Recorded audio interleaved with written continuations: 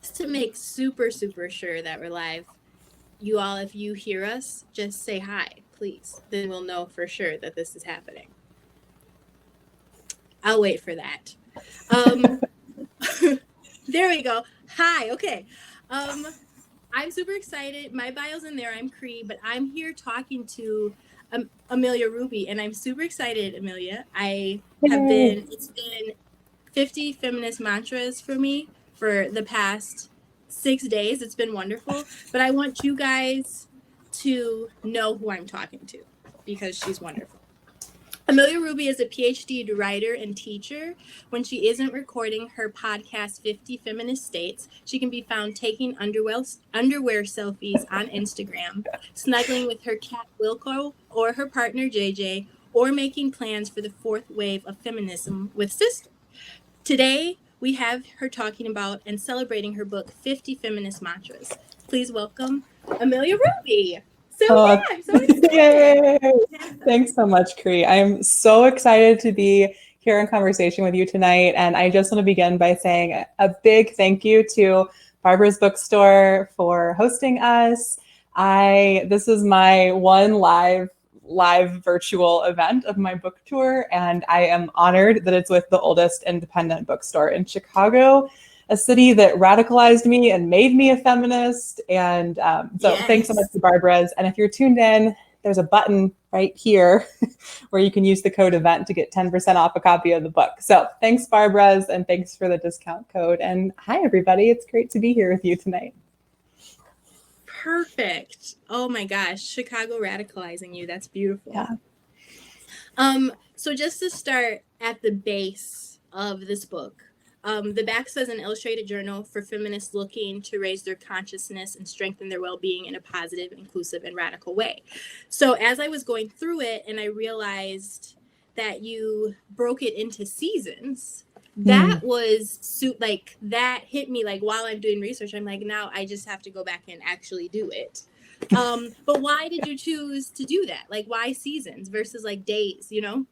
Yeah. Thanks for this question, because I often myself don't think of that as like the biggest part of the book, but everyone who uses this book is always like, oh my gosh, it's by season. And I love that. So yeah. I'm really glad you brought that up first. I think that there are a couple of reasons. One is personal, which is that I really like to kind of organize my life around seasonal cycles, which started actually even as a kid, because I realized I was this very strange person who didn't like summer. And I was the only person I knew who didn't like summer. I never liked summer. And I was like, I've tried everything and it's been so hard. And that kind of gave me this like weird clue of like, oh, I have a relationship with the seasons, and people have different relationships with the seasons. And I'm like a fall all the way person. I love fall and spring, and I do so much good work. And in summer, I just want to sleep constantly when I get hot. And in winter, I just want to like hibernate. So the personal backstory is I'm very seasonally oriented. I also think it's also part of like a feminist commitment in the book, which is I think we all need to be more in touch with the earth, with the natural world around us, and the world changes in seasons. And I think that we can give ourselves so much grace to also change with seasons. So like a small example of that is, many people, most people's workday starts at the same time every day, no matter what. But sometimes it's going to be dark at that time, and sometimes it's going to be light at that time. What if we lived in a world where our day adjusted with the sun instead of, 8 or 9 o'clock? So seasons, like a commitment to seasons, is a personal thing for me. And I also think just a kind of good feminist grounding in the natural world in the book. Yeah. Eco-feminist. Yeah, exactly. Real eco-feministy vibes. No, yeah. I totally feel that. So one thing that was mentioned a few times in the mantras that goes along with that perfectly, like you talked about, because of our we exist under the capitalist regime. It doesn't matter what time it is. If you start at 8, you start at 8, even if it's really 7, even if it's pitch black for another 45 minutes, you start at 8. So I was wondering, this is existential, but like what is it going to take for us to shift societally to get out of that regime, you know? Yeah. I mean, that's obviously a huge question, which I know you know because you're an organizer and you fight for liberation and justice, which is a lifelong, generations-long task. But, you know, I really think that for me, the reason I wrote this book and where I always like to start with a huge question like that is just to begin with the small shifts we can make in our own lives. And I really take inspiration from, you know, Adrienne Marie Brown there, where small is all. And how we do the work is how the world will end up looking. So I think that it's going to take a whole lot of abolition for the world to actually be different and for us to not live in that capitalist regime. But I think just like working through this journal and thinking about seasons in your life, thinking about how your daily practices might be a little different in summer versus fall, or in fall versus winter, as we kind of head into these seasonal shifts. Just like cultivating that self-awareness and like eco-awareness, I think is a first step into kind of creating that world. And honestly, when you start doing that, you'll start talking about it. You'll start gathering people around you who want to do it with you. I've been so inspired by the people who get excited by the seasonality of the practice and then want to talk to me about like sleeping in winter and staying up late in summer because of the sun or whatever it may be. So I think just that like self and eco awareness is where we begin. But then for the world to not, for us to not live under a capitalist regime, and that's a really, really big project that I think involves abolishing so many structures and rebuilding. It's a lot of work. Your next book can be how to abolish shit. Oh yeah, how to abolish. Yeah, I'll just figure it out in, you know, a mere 200 pages and share it with the world. There are people I think doing that. Adrienne Marie Brown is someone who I think is on the right track there, but we'll see if that's what my next book is. I totally feel you. I agree. Okay, I want to dive into some of the mantras. Awesome. So, one that hit me right in the feels was expand. I immediately thought of The Transformation of Silence into Language and Action by Audre Lorde. And that this year was the first time that I read that. And I read it right before all of the protests happened this summer. And it had me circling back to people and spaces that I had been in that had made me absolutely miserable because my silence didn't protect me. So even if it was like 2 years later, I was still like, remember that time when you know, it was probably ridiculous, but I did it. Good for you. And so that's where I went with expansion. And the part of that I wasn't expecting was that it made like the practice of creating boundaries and taking up the space you deserve can make you tired at first. And I'm just wondering if you have any like strategies around resilience as you learn to expand. Yeah. It's such a good question. I'd love to start maybe by actually just reading a little bit of that mantra for people tuned in so they can kind of sit with us in it. So in the book, expand is one of the, I think, winter mantras. It's pretty early in the book. And there I wrote, yes, page 22. If you're following along at home, it's on page 22. So what I wrote there is this. Somewhere in history, society became obsessed with the idea of women being small. That idea grew from an obsession to a demand, and from a demand to a rule. Now we're at the point where it seems like women must be small. They shouldn't take up space. They should shrink themselves at all costs. The smaller, the better. Not all women experience this in the same way, or even experience it at all. But it is a societal reality that all women have to confront, and that all men need to refuse to comply with. This mantra is a reminder of how positive it is to expand, to fill yourself out and grow bigger, larger, downright huge if you like, not necessarily in your body, but in your heart, mind, and spirit. Women are taught to take up less space, but what if they demanded more? So when I wrote this, and there are some practices and questions in the journal entry, but really what I had in mind here were two things. I was definitely growing up one of those like too smart, too loud, too in your face young girls. And it took me a very long time to liberate myself to be those things and not think of them negatively. And the other thing I had in mind was also just like fat feminism and a commitment to body positivity, more so to fat feminism and to like embracing our bodies growing and not having to be thin. So I try to kind of wrap all of that into this mantra, expand.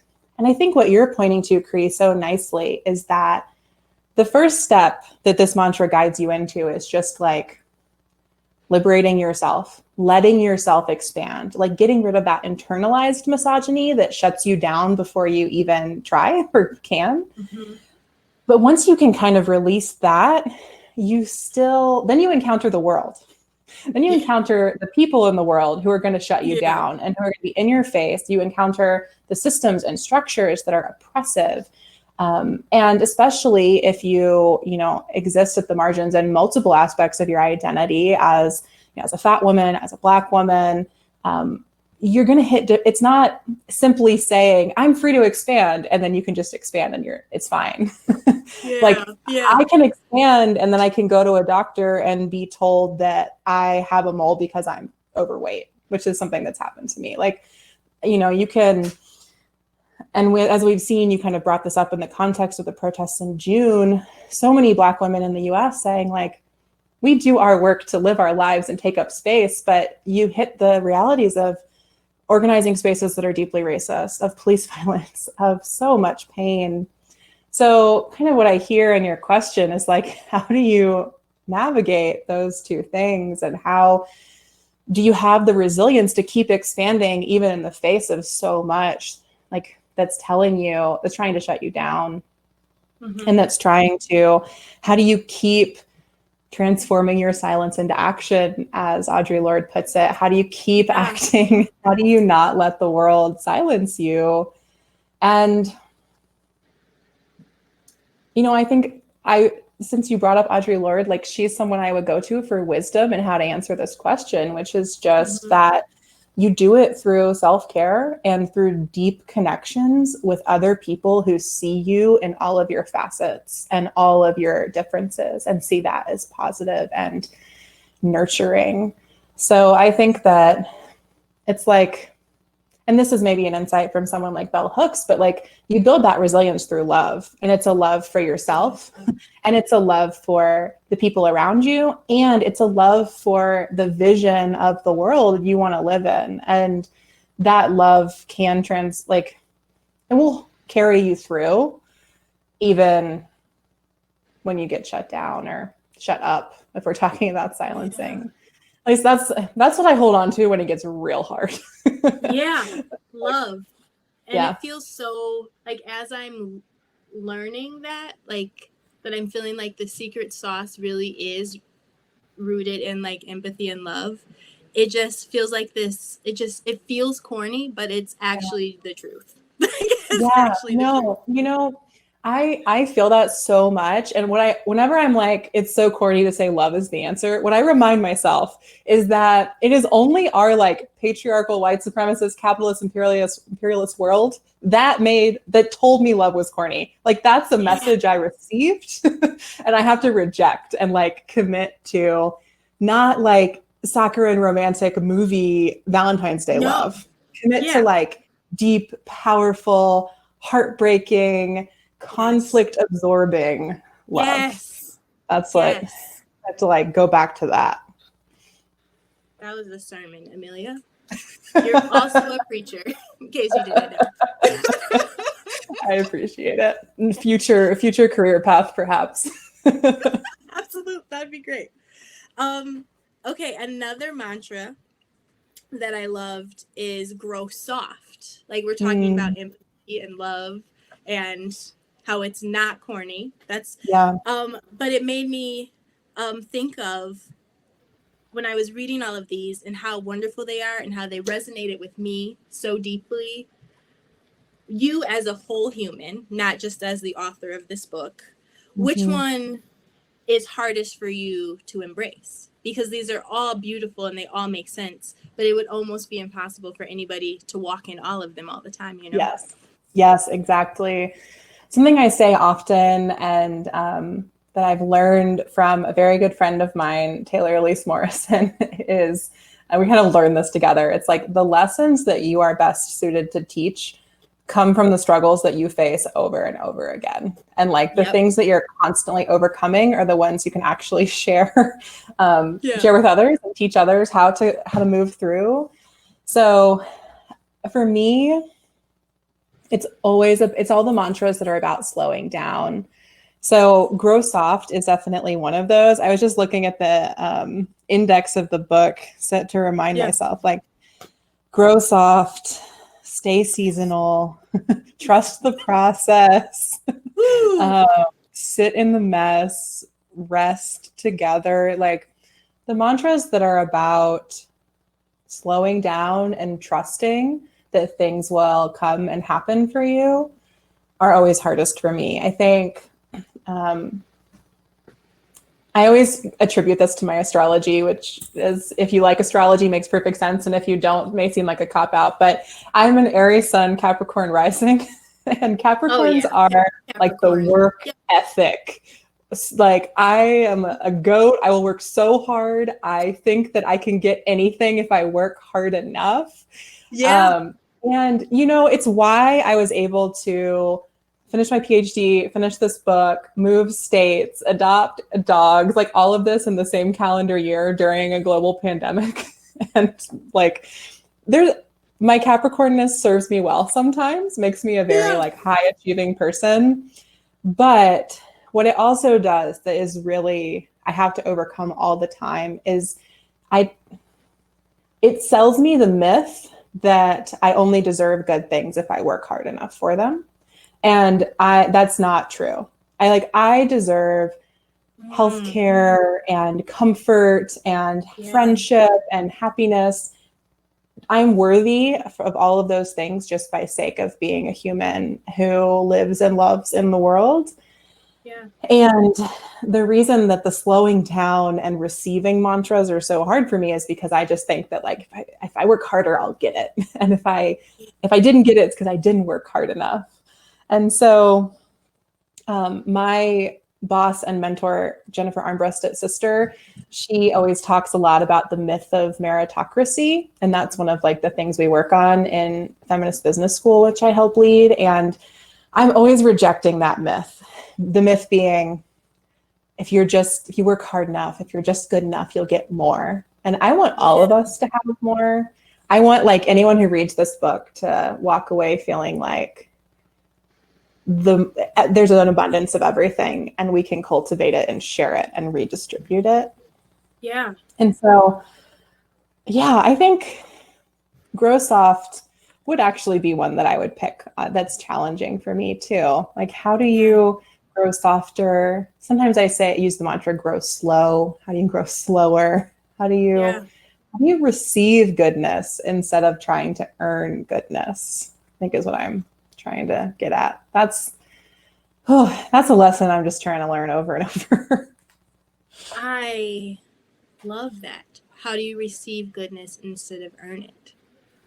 I have the myth of meritocracy rooted in me as well, and I didn't super know that until just now. But that brought me to my next question around another mantra that stuck with me was persist. First, it made me think of I can't remember her name, but she was the first Black Congress, like state congresswoman in Wisconsin, and Vel Phillips. There it is, Vel Phillips, and her like whole thing was around like gentle persistence. Like she was just trying to change one specific law, and she just gently brought it up every time. And she's in this extremely male, extremely white space, and she just brought it up for years. And so that was the first person I thought of. But then the second one, on the heels of watching The Last Dance, only the first 2 episodes about Michael Jordan's last season with the Bulls, I thought of Michael Jordan. And like when we're talking about meritocracy and going and earning things, like the Jordan mentality to me is just like the by any means necessary. Like they talk about that one game when Scottie Pippen was out with an injury, and he just like scored 50 points or something ridiculous because he had to win by any means necessary. And we hold that so closely in this society, and like it was inspiring to me watching it, but like, is there any room for that? Where does that intersect with feminism? And is it something that we do need to unlearn, or is there anything worth pulling out of it, you know? Yeah, I love this question. And I really love, I think the answer is already kind of in the 2 examples you brought up in terms of persistence, right? Like gentle persistence versus like win at all, whatever cost. I think those are like 2 different approaches maybe. And what I would identify in the Michael Jordan approach is really a more masculine quality of like needing to overtake, needing to win, needing to like be at the top. And like, I think that has to do with needing to be better than others. It's almost like a hierarchical persistence. It's like being the best. I think there are plenty of things we can admire in that sort of performance, in striving for that kind of excellence. But I really love the idea of a gentle persistence. And I think something I had in mind when I wrote this mantra was really also something you brought up earlier, which is like anyone who is an organizer or who's doing movement building or who's a part of a political movement has to have resilience. And I think that comes from persistence, like creating the new world. Like you asked me earlier, like what's going to get us out of this world and into the next one? It's going to take persistence. It's not going to be easy. It's going to be a lot of work. And that's definitely what I had in mind with the mantra persist. But I think the key that you're pointing to is like how we persist. There's a type of persistence that's really like a perfectionism to me. It's like being the best, it's excelling, it's pushing so hard and burning yourself out and only accepting one conclusion or one success at the end. And I think we need more of that gentle persistence. Like you're saying, we need a persistence that allows us just to keep going. The type of persistence is just one foot in front of the other. And a persistence that accepts that the path may change and we may need to take a pause, we may need to reassess, we need a break, but we still need to keep going somehow. So something I actually wrote in the book, persistence is a mantra, I think in the spring section. And actually I use a metaphor here that I think is really helpful, where I write, this mantra is a reminder that some storms appear large but pass quickly, and others we have to ride out for the long haul.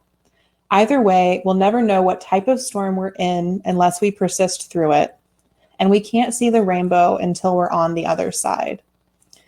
So what I was trying to get at there is like, we can't run away from our problems, essentially, like it really simply, like we can't run away from hard things, but we have to try to persist and see what's happening. And sometimes that means we just keep going, we keep moving. And sometimes we walk away, I think. We change our path, we drive around the storm. Sometimes we go through it and it's so hard. Sometimes we go around it. Sometimes we go back the other direction because the road gets shut down. But that ties into expansion too, Amelia. Like your silence won't protect you, obviously, but you don't always have to address all the things either. If it's going to make you more tired, sometimes you can just sit it out. Exactly. Like it's a sort of like, I don't want to say like pick your battles mentality. I don't think that's quite the right metaphor, but it's about, I think that gets us back to what I was saying with expansion. Like it's about self-awareness, like knowing what you really need in a real way in that moment. And also eco-awareness, not in that case, like with the natural world, but with like the context you're in. Like sometimes you're really tired, but the movement needs you and you just keep going. And sometimes the movement needs you and you stop, because if you keep going, you'll never be able to go again. And it's just kind of being able to hold both of those together. And I think also recognizing like stopping can be a form of persisting in that instance, right? Like you have to take a break. You're still persisting even though you're taking a break. So that's what I had in mind with persistence. I love that you brought in gentle persistence because I think that's like the perfect, I want to say like more feminine foil to the perfectionist excellence persistence, not in a way that like, not to say that like women are gentle persisters, but to say that I think it has this feminist ethos of cycles, of vulnerability, of time, of taking your time, things that you just don't see as values in our patriarchal society. And I think that just elevating that gentleness and seeing it as valuable, that to me in and of itself is like a feminist effort, is like a feminist act, a revolutionary act. Yes. Persisting gently is an act of revolution, act of resistance. Oh my God, yes. I'm going to ask you to read again because this one was probably my favorite. Page 71, define desire. Yeah. Loved it. Yes. So I will very gladly read this. And right before I do, I will just say that this mantra is very inspired by Audre Lorde, who I'm so glad is like, I feel like she's come up so much. She's like here with us in this little crowdcast. If there are other Audre Lorde fans present, I would love to hear from you in the chat. Just give like one of these emojis. Oh yes, yes. I feel like that's what you're talking about. Yes. But she inspired this mantra so much, and so with her definition of the erotic. So I'll kind of share what I wrote for define desire here. I say, as humans, we are full of desires. Sunshine, sex, pizza, pets, community, fresh air, clean water, funny jokes. We're often taught that the opposite of desire is discipline, that we can control our desires if we're disciplined enough, and that if we can't do so, we're gluttonous or lazy or bad. Many of us are even encouraged to be ascetic, abstaining from bodily pleasure and embracing the life of the mind, taking hold of and limiting our desires to make sure our rational needs constrict our emotional embodied wants. But desire is a deeply erotic and feminine power. It is a rich resource and an intuitive guide. So from there in the journal, there are like 3 pages of questions to kind of go into getting in touch with your erotic self, how you can do that. And in one of them, I kind of share a little bit more about this. And I say, in developing a feminist consciousness, our goal is not to quell or repress the erotic, but to learn to define what and how we desire. We shouldn't take control of our desires by limiting them. We should embrace our desires by learning to articulate them. And that is like, honestly, that is one of the life lessons that I unlocked in my 20s that has just made everything different. Oh yeah, I see some good praise hands, or I think it's a praise hands. Emojis in the chat. I'm glad everyone likes or also loves Audre Lorde. But define desire to me is like, I believe in a sex positive feminism, full stop. Like, I think it's so important. But when I was younger, I took that to mean that like maybe I should be having more sex or maybe I should be like more sexual. And I think I misunderstood what it meant. And what I've learned is that like a richly erotic feminism isn't about sex at all. It's about knowing what you want. And sometimes what you want is sex, and that's great. But we want so many stuff, like so much stuff. That fun like list, I always laugh when I read at the beginning. I'm like, why did I come up with sunshine, sex, and pizza? Like that was my list. And pets. I was really just channeling what I wanted that day, and like it came through, and I just wrote it on the page and then published it in a book for everyone. But I think like that's the key. Is like the key to the erotic is knowing what we want and then opening ourselves to receiving it. So we're going back to that like receptive quality. We have to know what we want. We have to be open to receiving it. And then, something I've learned from Audre Lorde is like, we have to demand of ourselves that we let it in and demand it from others. Like, we can't accept less.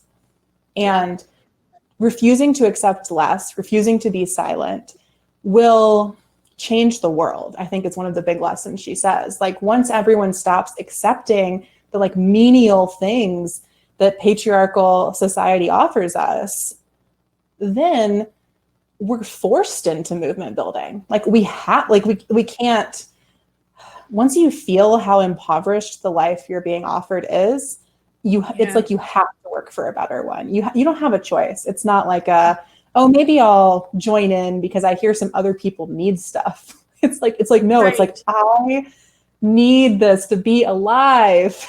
And I have to go make a world where it's possible. So that, to me, is what Defined Desire is about. It's that first step, knowing what you want so that you can then take the next steps. Yeah. I loved this so much. I'm glad. And thank you. Why do you think everyone is so afraid of the word erotic? So many reasons. I mean, I think, we're both in the US, which is steeped in such a like Puritan culture. I think like a certain type of Christianity that really like sees sex as bad, I think, is like a lesson that we learn. And I think it's not just a religious implication. It comes through in patriarchy, and particularly women and gender nonconforming and non-binary folks and trans folks of all genders are just taught that their bodies are bad, and that everyone's taught that their sexual impulses, like I say in here, are to be constrained and constricted and taken down. Mm-hmm. And then that gets conflated with the erotic. When you say the erotic, I mean, I even did this just now, you start talking about sex, you think that it's just about that. But this is, again, Audre Lorde's brilliance of saying, for her, the erotic is just a deep connection between any two people. You don't even ever have to meet the person face to face. You can have an erotic relationship, over Zoom, in written letters. I think for her, you can even have an erotic, through reading experiencing their art. It can open you in that way. And you can this is a big part of my dissertation work and my PhD was just seeing the erotic as a mode of aesthetic experiences, as a way that we can experience the whole world and open ourselves to other people. And so I think people are afraid to talk about it because they think it's just about sex. And I think because so many people, it's sad to say, but go through their whole lives without having relationships where they are so open and so receptive, and they give and receive and feel deeply bonded. So something I haven't mentioned, but some people tuned in will know, is that as part of my PhD program, I taught at a university for 5 years in Chicago, and I always taught Audre Lorde's uses of the erotic every time I taught, because it is a text that meant so much to me. And the last class I taught, it had never occurred to me before to ask my students if they thought they'd ever had an experience like what she describes as an erotic experience. I just took for granted that everyone, of course, had felt that. Yeah. And when I asked the question, only 3 of the 30 people in the classroom said that they had had that in their life. And I was terrified. I was so sad. There's no way. I was so saddened in that moment. And I really tried to open them up and be we know the erotic's not about sex. We know the erotic is about speaking and feeling heard and connecting. And people just didn't identify or didn't want to share that they'd had that experience. And I think it just made it so clear to me that we all have to, those of us who feel that way have got to talk about it more and share more about how our relationships and friendships and partnerships work, so that other people can have that. I don't know. I honestly haven't thought about that moment again until right now. So you're seeing me have a live reoccurrence of that memory. But I think, everyone deserves that. Everyone should have those types of relationships in their life. And I hope that, reading Audre Lorde, which I hope everyone in the whole world will do.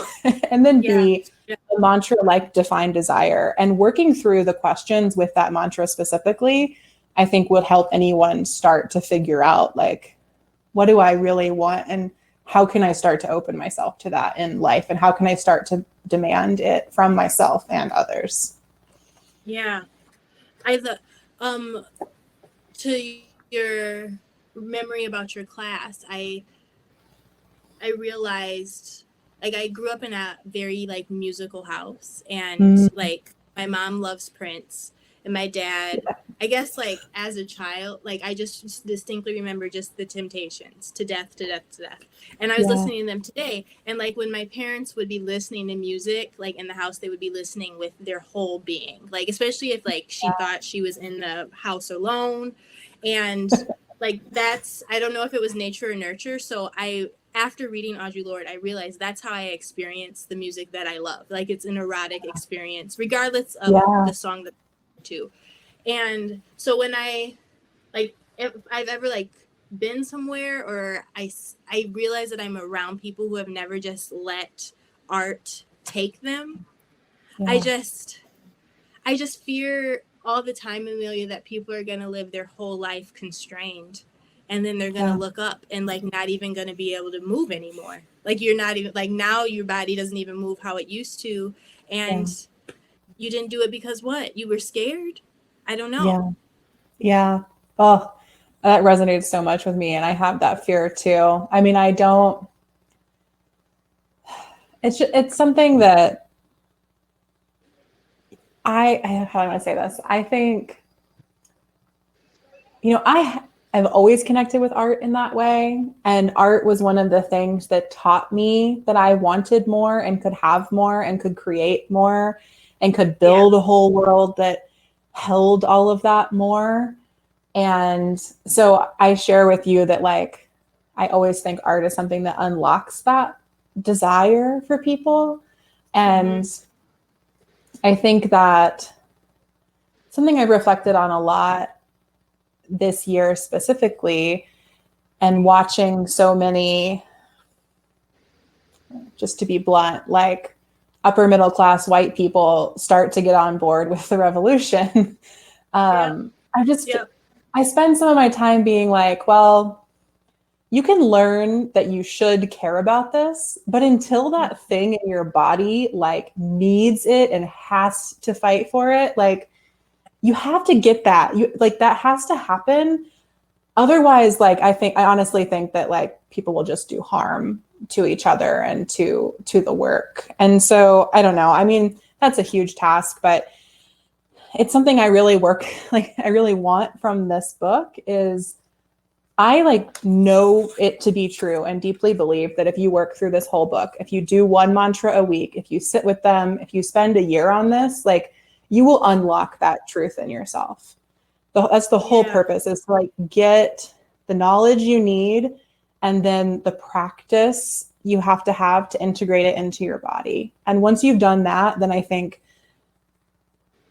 you have to have feminism, you have to have anti-racism, you have to have a vision of a different world, because you've started to see like your whole self and how your whole self is being diminished by the world we live in. So that's really like, it's like a huge project, obviously, but like that's the work I did when I wrote these mantras. And that's why I, spend so much time trying to share them and get people to spend time with them.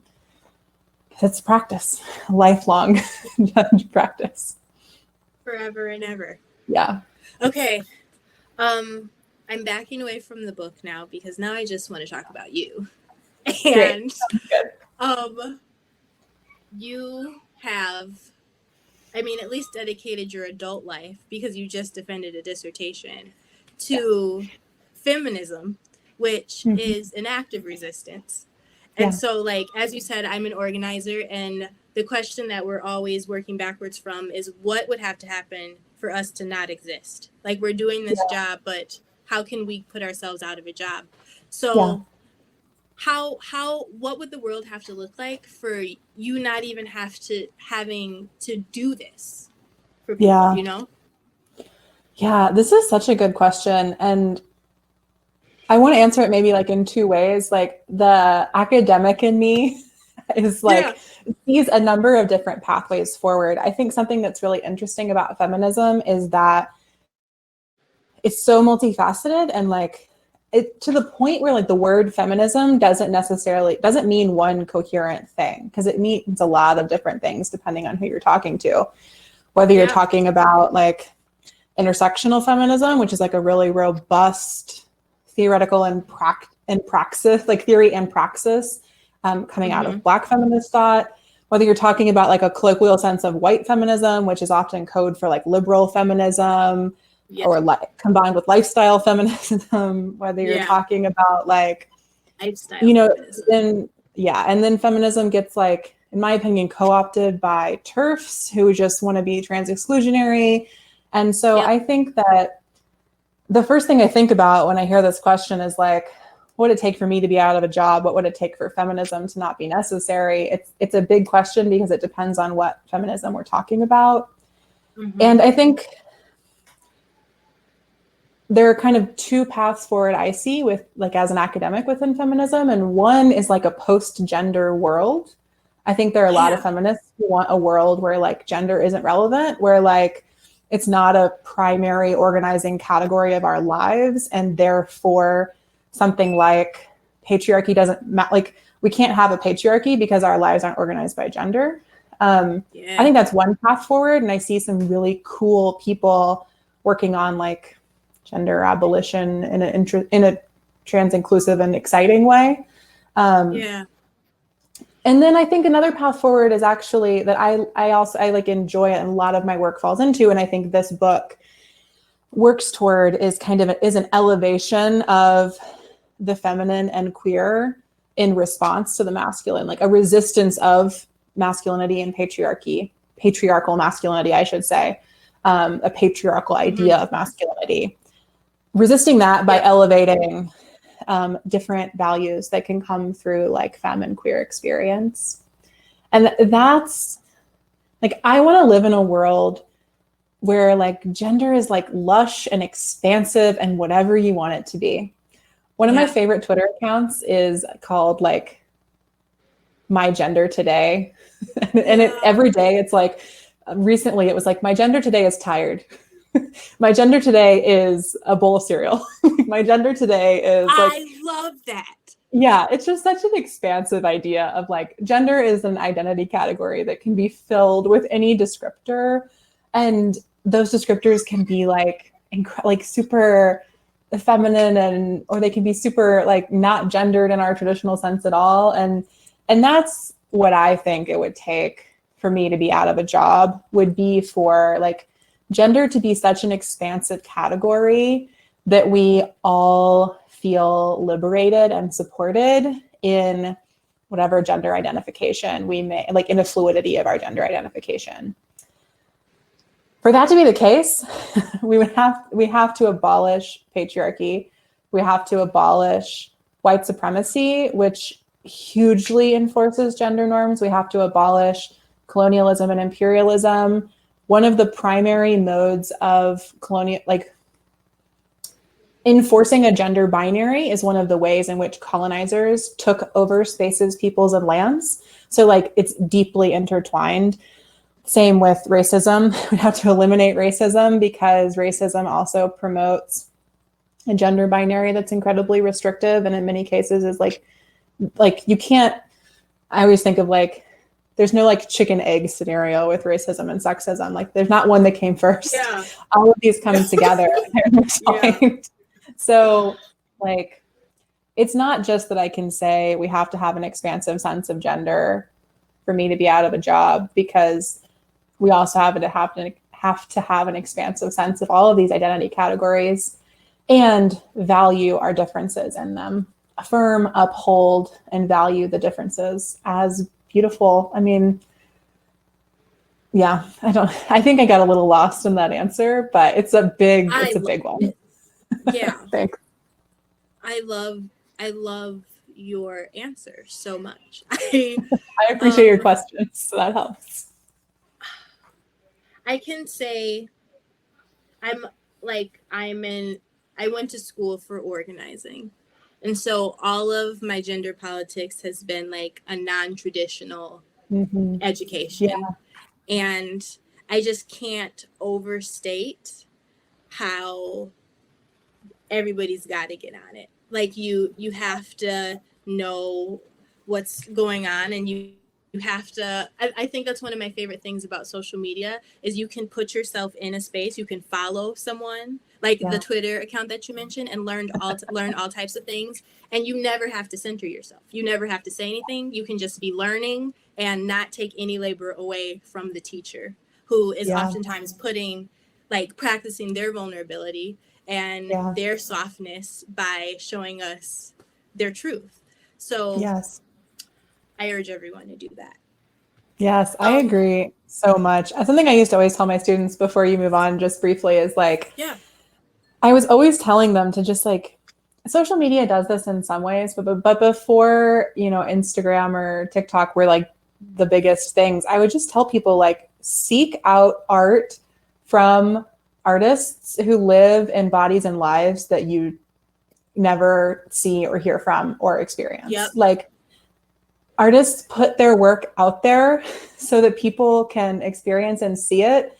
And, so many of my students in a traditional like liberal arts university, right, it's full of well-off white students that, and many of them want to do better, but they would come to me and be like, I don't know how do I learn about this? I don't know anything about Black experience in Chicago. Should I just like go to the South Side and do something? I'm like, don't go. First, start with the art. Experience what people are giving you. Like, don't. And I think this comes up on social media because what you said was, I noticed, was like so specific. Like, show up in the spaces and learn. Don't take up space. Don't insert yourself. Nope. And and so I think, just like, that's like the whole Karen phenomenon, like for better and worse, or mostly worse, of like white women showing up in spaces and demanding to be heard and cared for or cared about. But I just like, I love that we keep circling back to art, because for me, it's like, you learn so much just by opening yourself to people's art and taking it in. And my dissertation is framed, the whole introduction and conclusion is framed around an experience I had with a Carrie James Marshall painting. And he is a famous Black painter from Chicago who paints scenes from his life and the world around him. And he had this painting of the painting is, I think it's called Untitled, but in parentheses, like Mirror Girl. And there's this beautiful painting of what appears to be like a young Black woman in a mirror, half undressed, looking at herself. There are clothes all over the room. There's a cat, like everything's a mess. And she's just like smiling and holding her breasts and like enjoying how she looks. And the first time I saw that painting, it unlocked the erotic for me. It like, I just felt it deep in my bones. And like my whole dissertation then was framed around, I had this experience, this painting. It was so important to me. Let me unpack like what this meant. Let me unpack what it means that I'm a white woman and this is a painting by a Black man of a Black woman. Let me like think about this nuance and what I can learn from that. And I like that, to me, is just what we can all do to have connections with other people, to do the feminist work we need to do, to start living the lives that like we all deserve. Yeah. Anyway, Amen. Everyone go look at that painting. It's wonderful. It was life-changing. Seeing it was life-changing. Looking at it. Yeah. And another, just because I'm curious about you, because I spent so much time with you this weekend without you being there, is how did you get involved in this? You said, I don't know if you said this here in the green room, but Chicago is what like activated you. Please, I love hearing the activation stories. They're my favorite. Yeah, I always say that Chicago radicalized me. This kind of, the reason I wrote this book, 50 Feminist Mantras, and started my podcast, 50 Feminist States, kind of started from the fact that unlike you, actually, I definitely did not go to school for for organizing. Sorry, not. Yeah. I did not go to school for organizing. Same difference. Yeah, huge difference. Yeah, anyway, so apologies for that. But I really didn't. I grew up and went to school and went to college in North Carolina. I felt like I didn't fit into the expectations for what I should be as a woman there.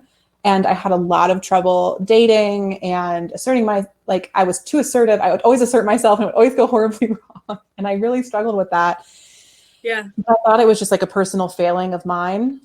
And when I got to Chicago and I started grad school, I met some really radical, amazing organizers in the city at the same time that I was taking my first women and gender studies courses. And it just like really opened me up. Like this thing I thought was my fault and my failure was how the world was set up around me to dismiss and demean me. And I think that I always say that, like, I read my way into feminism, like reading people like Bell Hooks and Audre Lorde and Helene Cixous and even Simone de Beauvoir just like speak to what I had experienced for so long made me a feminist. But I also at the same time felt like I arrived so late. Like I felt like everyone who was organizing, like they learned it so much sooner than me. There are like all these radical, cool people who've been organizing since they were in like middle school. And I was like, 25 and like just showing up to the game. I'm sure there are people tuned in who are like, you were 25. That's not old. But I felt like I was late. What I'm thinking, but I can't. Go on. I just felt so like behind. And so it was a kind of funny journey that like really led me to it. But once all of those pieces opened up and unlocked, I've always been a writer and a storyteller. And then I just started kind of translating what I was learning in academia into language that more people could understand and feel. And then I started writing feminist mantras on Instagram. So every Monday I would share a new feminist mantra. I called it Feminist Mantra Monday. And it would basically be just like the mantras in the book, a word or a few words that I would unpack how they related to a feminist value. And I did that for a year, and then I compiled them into an original self-published version of the book. And then that eventually became this like published version of the book. But yeah, my activation story was like very personal. And then it was just like, for me, feminism can't just be personal. It had to go from finally feeling my independence to immediately cultivating interdependence and understanding how we're all intertwined. And so I always say to people who buy the book, like, this is a journal, so you'll do it yourself. But feminism can't just be done by yourself with your journal. Like, take the lessons here and take them into your world and into your community and share them and connect with organizers like Cree and other people who are doing the work and can teach you even more. And like people I talk to on my podcast, 50 Feminist States, I've talked to feminist activists in 34 states now. So there are lots of ways to connect. And I think that's just as crucial. Like this journal is a starting place, not something you finish and you're done and you accomplished being a feminist. It's just where the journey begins. Oh, beautiful. Yes. And shout out to your podcast. I listened. I'm from Wisconsin, you guys. So I didn't see Wisconsin. I haven't done a Wisconsin episode yet. I'll have to have you on. I would love that. I went to University of Kentucky though. So I listened to Kentucky. Cool. And it was, the moms, the mother and daughter from Louisville. It was beautiful. Yeah, that was a super fun conversation to reflect on like intergenerational feminism with mother-daughter. Like, it's really, for people who haven't listened to it, it's a really great episode because it's I'm going to say this, the mom is a white woman who's an artist and has been her whole life, but has more recently come to feminism. And the daughter is an entrepreneur and she's mixed race and she's ardent, amazing feminist. And they really like kind of talk about their differences and how they see the city differently and experience things differently. There's also an awesome episode from Louisville with Hannah Drake, who is a poet and Black feminist in the city, and has like been really active in the national scene, talking about Breonna Taylor and everything that's evolved or devolved in Kentucky since then. Or this summer. So very cool episodes there. Yes, you guys got to check it out. Okay, we only have 5 minutes left, so I have to. First, I feel like I should end on a positive note, which I am. But how, Amelia, do you remain hopeful? Oh, I love this question. I'm obviously big on like citing other people and bringing in other thinkers. So I love what the activist and organizer Miriam Kaba says, which is that hope is a discipline. This quote has been like making its way around the internet, and it's a beautiful, beautiful quotation. And also like Miriam's work, it goes so much deeper. Like there's so much to learn from her, and I'm always like inspired by and like honored to be like 1 degree of community away. Yeah. So I think like what keeps me hopeful is just remembering to have hope and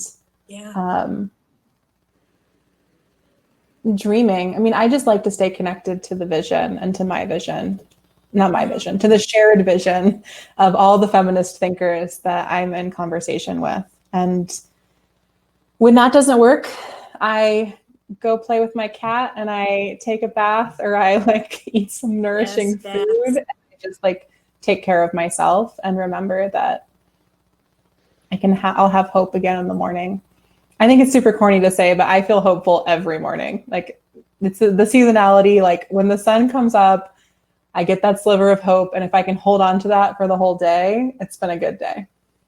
Hey, I mean, I think this is a Baptist saying. My grandmother is a Presbyterian minister, but she grew up Baptist, and she always says joy comes in the morning. Like no matter what happened the day before. I love that. My mom used to always, when I was growing up, anytime I was really upset or something happened, she would always say like, just sleep and you'll feel better in the morning. So I still think that's true. Well, you guys, we only have a little bit of time left. Don't forget that we are coming to you from Barbara's bookstore, the oldest independent bookstore in the nation. Yes. Don't forget to go get your copy of 50 Feminist Mantras. And because we're about to log off, you should do this right now. You can use the button. It's right there for me. To get 10% off, use the code event. Yes.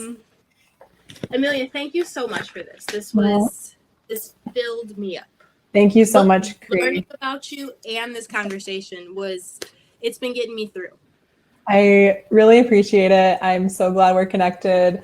Thanks to everyone who tuned in. I am so grateful for your time. Thanks to Barbara's. And yes, please do purchase a copy of the book. It sounds corny to say, but like people buying a copy or two makes it possible for me to write another one. So, and support Barbara's by clicking through this button and using their link in the code event. You'll get 10% off and your book will be at your home shortly. And so just thank you. Thank you, Cree. Thank you, Barbara's. Thank you, everyone. I'm so grateful. Thank you, Amelia. Bye, everyone. Bye, everybody.